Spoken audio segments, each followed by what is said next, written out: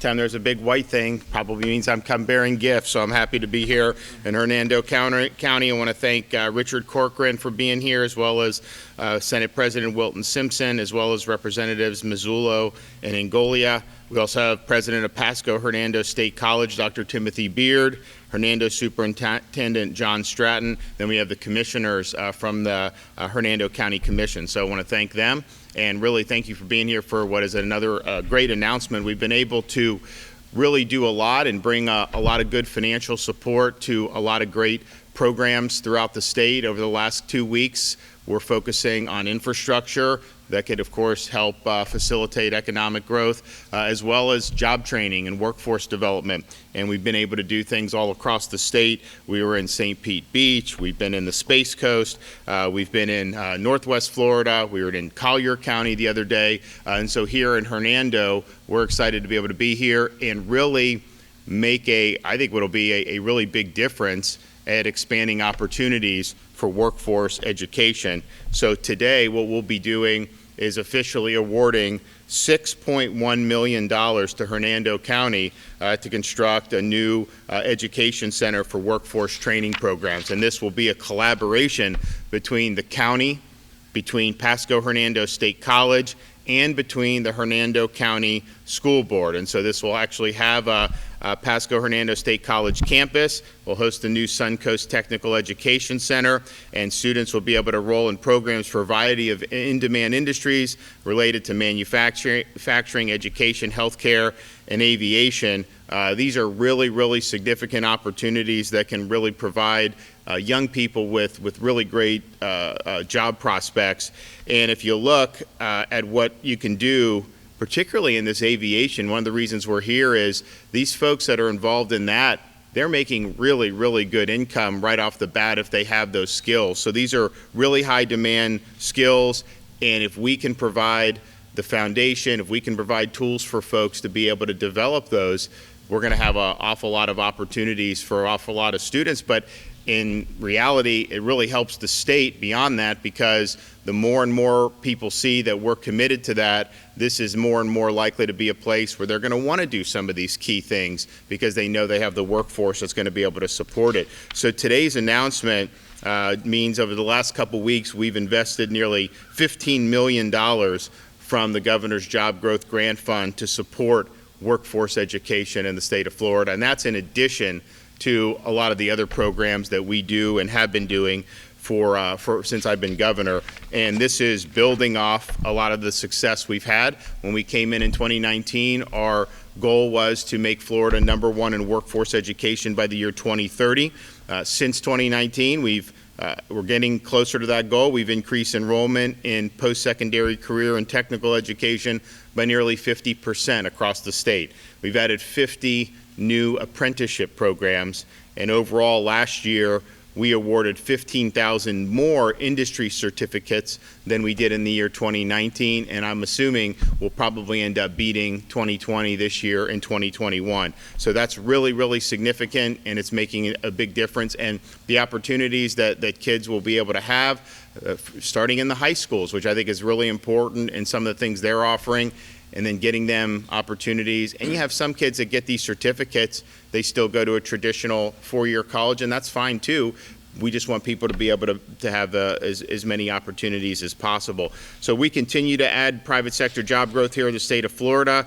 If you look at the numbers, August of 2021 in Florida, the hotel revenue was up, I think, 12% over August of 2019 pre-COVID. And so if you talk to folks when COVID hit, obviously that threw a lot of things for a loop. And we, of course, wanted people to be able to work and businesses to be open, all that, and supported and protected them.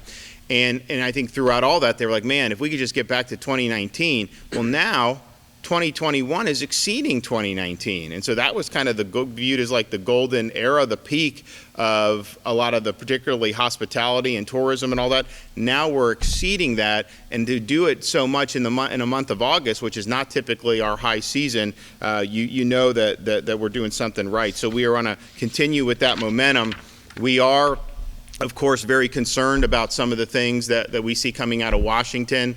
I think this inflation is really significant. I think it's going to kneecap a lot of folks. It's basically an invisible tax on people, and to dismiss it like it has been done, this is real inflation, and it's going to affect pretty much every aspect of our economy. And so that's something that's going to be really, really significant. When you look at how much gas has gone up, when you look at how much groceries have gone up, that pinches the budgets of families all throughout, not only Florida, but throughout this country. So maybe try to do something different. I mean, if we have these gas prices spiking, why are you closing the Keystone pipeline? Why are you doing these other things and then begging OPEC to lower the price? That's not the position you want to be in. You want to be putting our folks here first. And I'm also concerned about the effect that having these heavy-handed vaccine mandates are going to have. Now, we're obviously going to contest Biden's mandate, but if you think about it, we have a lot of industries that are already short-staffed. If you do that, even if a very small number of folks end up losing their jobs, that's bad in and of itself for those folks. People should not lose their jobs over this, but it's also really going to end up making us even more short-handed in key areas. We're looking at the supply chain and what's happening there. We're going to have an announcement on that very soon here in Florida, because I think we can maybe pick up some of the slack where some of these other areas are leaving off. But suffice it to say, we've got a lot of great things going on in this state. We're going to continue doing it. We're going to make difference whenever we can. But we also have to recognize some of the things that's happening on a national level is really concerning, and it really does, I think, commend maybe doing things a little bit different. So hopefully they'll get the picture and try to come in and help folks out. All right, we're going to have Richard Corcoran come up, and then we're going to hear from Dr. Tim Beard, and then we'll hear from Senator Simpson. You need a check first, Governor. Oh, yeah, actually, it's the best part. We're going to present 6 million smackers to everybody. So who are we doing the photo with? We do the board? Why don't we do the board? I'll scoot over here. You guys all in? Is everybody in? Yeah.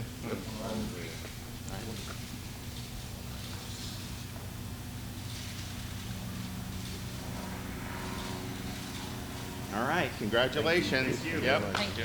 All right.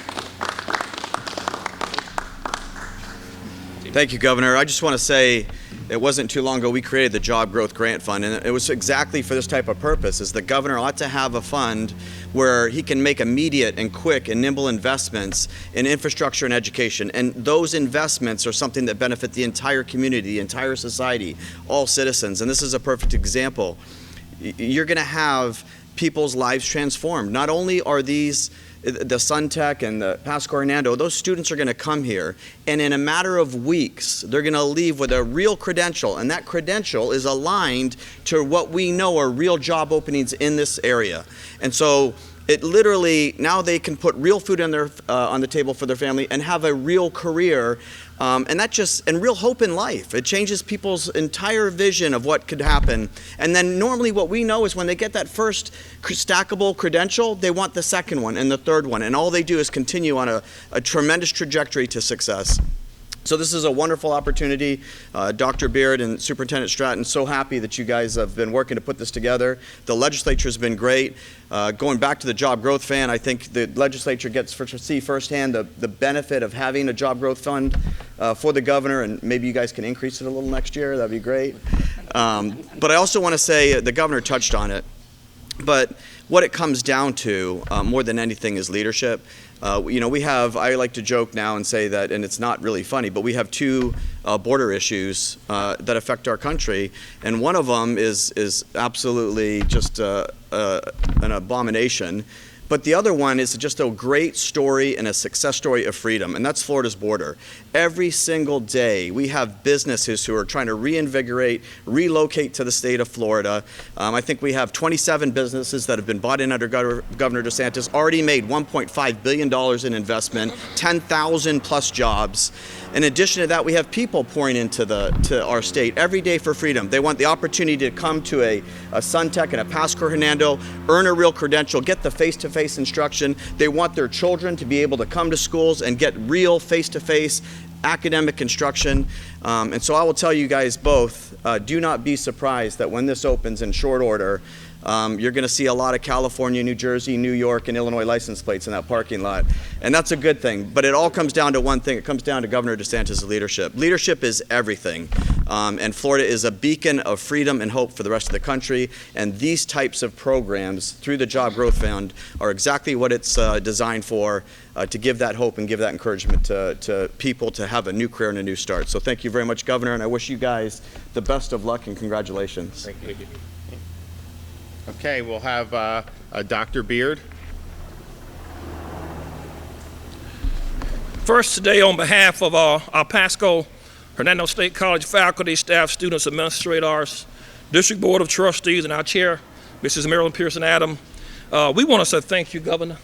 Your esteem and illustrious leadership certainly is very transformational in making this happen. Senator Simpson, thank you. Commissioner Richard Corcoran, and to all our state legislators, local and elected officials, your unwavering support and commitment to the citizens of Hernando County certainly will not go unnoticed. Back to our great governor, Governor Ron DeSantis, a few years ago, you made the Florida college system aware, including PHSC, your commitment to make this state the #1 workforce development state in the nation for as workforce education, and you said we would do it by 2030. Let me say without reservations and hesitation, your actions here today, as well as the actions in which we have observed throughout this state, indeed will make your promise a reality. I am willing to say, given the commitment we have seen from our governor, our Commissioner of Education, our local legislative delegation, and the legislature, I think we ought to move this 2030 up to 2025. The power and level of your demonstrated actions to financially support workforce and career technical education programs and infrastructure is indeed, again, transformational. The funding that is being provided here today by your office will build and further support and fulfill the dreams of the citizens, but more importantly, our students here in Hernando County. We have indeed witnessed here in Hernando County a synergy, perhaps like we have not seen in any other region of this state in recent history. It is extremely rare to see a state college, a public school district, a board of county commissioners, and manufacturers working together with the governor and the legislators to construct an educational facility that will literally change the lives of a generation of students. The Citizens Center for Success will be located directly behind us. Across the street from this location will house the Pasco Hernando State College Corporate College, Hernando County School System Suncoast Technical Education Center, and the Hernando County Commission Government Building. With this financial assistance you are providing us with today, Mr. Governor, you indeed put a stamp on the letter with a message in it that says that in Hernando County, education is still the most powerful weapon we have to change our world. Thank you, Mr. Governor. Thank you. Okay, Senator Simpson. I just would like to thank the governor for being here today to highlight what's happening in Hernando County. The governor took some bold steps, to keep this state open during COVID, and this is one more commitment to us for vocational jobs. You don't have to have a 4-year degree to make $38 an hour, $48 an hour. And this facility, when built, and I was very proud the governor signed that earlier this year, the $9.5 million for the school system, the collaboration between the community college, the school board, and the local county commission was very impressive. But these were the last dollars needed to bring this to fruition. And we're very proud, Governor, that you've stood with us, you've kept Florida open, and this is part of continuing to build on those jobs that's going to be necessary for the future. So thank you. All right. In both Pasco and Hernando counties have done pretty well in the last several years because you have Senator Simpson. So, and look, we're happy to do it because we're really bullish on this part of the state, and we know that you have as Dr. Beard said, great collaboration, and that really makes a big difference. And I particularly am glad that the school system is involved, because I think you need to start providing this type of education and opportunities when the students are still in high school. I don't think you wait until they get out. So we're going to have those opportunities. You're going to be working it in seamlessly with Pasco Hernando State College, and then all the manufacturers and all the different businesses in the area are going to know that this is something that they can rely on to be able to hire people to fill needs. And I think what will end up happening is you will then see other companies in other either parts of the state, but most likely in other states, who will want to move some of their operations, and this will be a reason why they want to do it, because they come and they know that they have really strong workforce, and they know Florida's commitment to workforce is very, very strong. We've got about 500,000 job openings in the state of Florida, and I think some of that will filter in time. I think that there's still a hangover from COVID and some of what happened early on with some of that. But I do think that some of those jobs, when you provide people with skills, they're going to seamlessly be able to move right into a lot of really good paying jobs. And that's going to be a great thing for individuals' opportunity, and it's going to be a great thing for continuing Florida's economic success. So happy to do the $6 million. Looking forward to this project's completion, and I'm sure we'll be doing even more in the upcoming legislative session when it relates to workforce and skills-based education. Okay, with that, I could take a couple questions.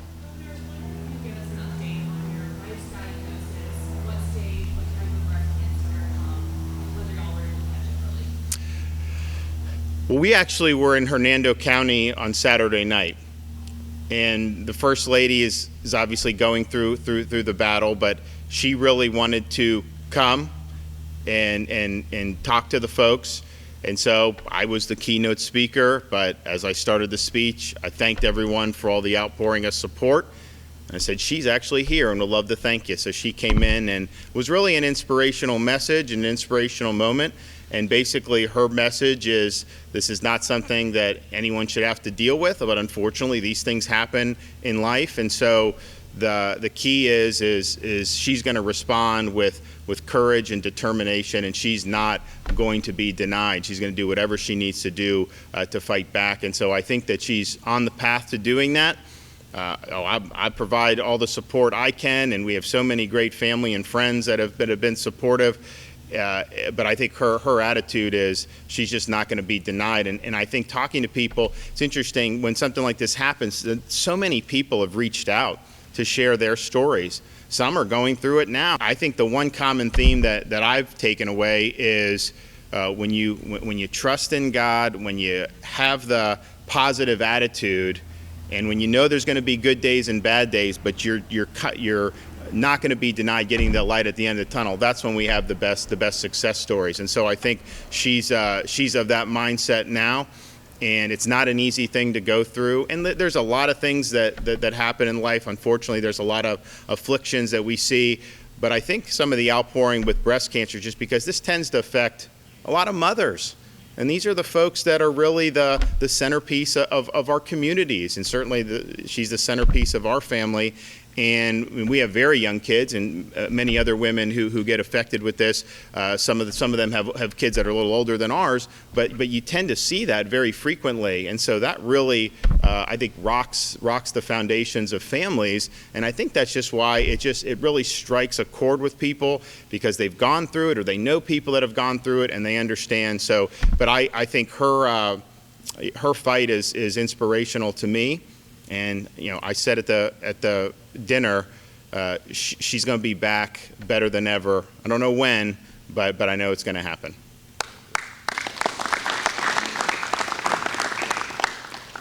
Governor, speaking of what you were saying in terms of inflation in Washington, what are your strategies to offset that to keep funds going here in the state of Florida? So we're actually working on some things. I mean, particularly when you look at the increase of gas prices, to have gas prices go up almost 50%, that absolutely hammers people, because that's a fixed cost for a lot of folks who are commuting to work every day. It's not like, I mean, if there's inflation across the board, but if there's certain things that go up that you can substitute, then people can make those decisions. It's hard to get to work if you can't can't get in your car and go. So they're having to do it, and they're really having to eat the price of the gas. And so we're going to look to see what can we do to maybe provide relief to some of our consumers and so or some of our commuters. So I think that'll be something that we'll be working on, and potentially could even work with the legislature to see what we can do on that. We're also working. I'm going to have an announcement soon. We're going to be working on, and I think I had mentioned it briefly, this supply chain. You see these boats, these ships, they're just sitting there off these coasts. This stuff's not getting here. You see shortages developing. That's not something that we've really experienced, certainly in my adult lifetime, that I can remember. And so you're seeing all this stuff with the supply chain. What can Florida do to make sure that these goods can come to market more efficiently? I think we may be able to do some things. So we're going to do whatever we can. And again, we will probably have some announcements very soon along those lines. All right, well, we will see you guys soon. I'm sure we're going to be doing more in this part of the state with all the great work that's being done. So thanks guys. Appreciate you. Yep.